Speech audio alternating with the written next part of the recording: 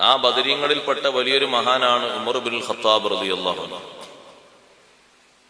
അവരാണല്ലോ വിശുദ്ധ റമദാനിലെ തറാവീഹ്, ഒറ്റക്കും തെറ്റക്കും നിർവഹിച്ചിരുന്ന തറാവീഹ് ഒരു ഇമാമിന്റെ കീഴിലായി 23 റക്അത്തായി നിസ്കരിച്ച് ഒരു നിലക്കും ഒരു സംശയത്തിനും വകുപ്പില്ലാത്ത വിധം ലോകത്ത് കാണിച്ചു തന്നത്.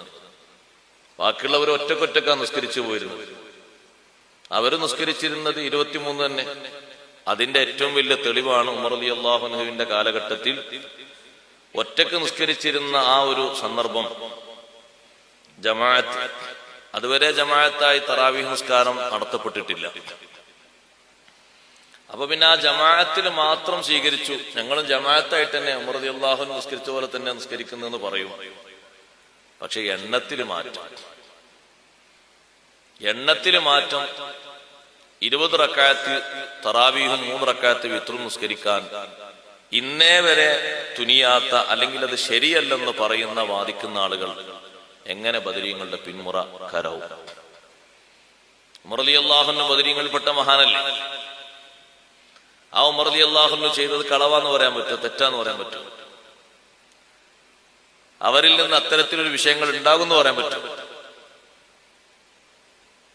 വലിയ വായിൽ പ്രസംഗിക്കും, ഞങ്ങളാണ് ബദരീങ്ങളുടെ ആൾക്കാർ, ബദരീങ്ങളെ ശരിക്കും പിൻപറ്റുന്നവർ ഞങ്ങളാണ്, ബാക്കിയുള്ളവരൊക്കെ വെറും ആണ്ട് കഴിക്കാണ്, ഇറച്ചി വിതരണം ചെയ്യാണ്, പത്തിരി കൊടുക്കാണ്, മൗലൂദ് ഓതാണ്. അതൊന്നല്ല ശരിക്കും അവരങ്ങോട്ട് ഫോളോ ചെയ്യണം, പിൻപറ്റണം എന്നൊക്കെ പറഞ്ഞ് 4 ഇംഗ്ലീഷും മലയാളമൊക്കെ പറയും. എന്നിട്ട് എവിടെ ഇത്തിബാഴ്? എവിടെ സഹോദരങ്ങളെ ഇത്തിബാഴ്? മക്കത്തെ ഹറമിലും മദീനത്തെ ഹറമിലും ഇന്നലെ നിസ്കരിച്ചതും 20 റക്അത്തല്ലേ? മാറ്റണ്ടോ?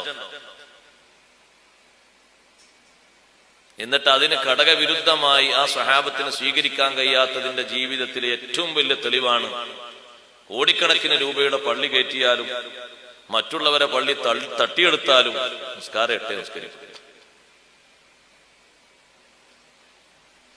ഉമർ റളിയല്ലാഹുവിന്റെ കാലഘട്ടം മുതൽക്ക് ഇന്നേ പോരുന്ന വിഷയല്ലേ ഈ തറാവീഹില് ജമാഅത്തായുള്ള നിസ്കാരം 23. തർക്കമില്ലല്ലോ ലോകത്തതിന്. കർമ്മശാസ്ത്ര പണ്ഡിതന്മാര് മുഴുവനും രേഖപ്പെടുത്തിയത് അങ്ങനെ തന്നെയല്ലേ. എന്താണ് 20 റക്അത്തിന് ഒരു തെളിവ് പറഞ്ഞത്? ലിത്തിബാഇ സലഫി വൽ ഖലഫി. കർമ്മശാസ്ത്ര പണ്ഡിതന്മാര് മുഴുവനും പറഞ്ഞ തെളിവ് ഒന്നാണ്. പൂർവികരായ മഹത്തുക്കളെയും ഹിജ്റ 300-ന് മുമ്പുള്ളവരെയും ശേഷമുള്ളവരെയും ഒക്കെ അനുഗമിക്കാൻ വേണ്ടി, അതാണ് തെളിവ്. അവരൊക്കെ ചെയ്തു വന്നത് അങ്ങനെയാണ്, ഒരു മാറ്റമില്ല.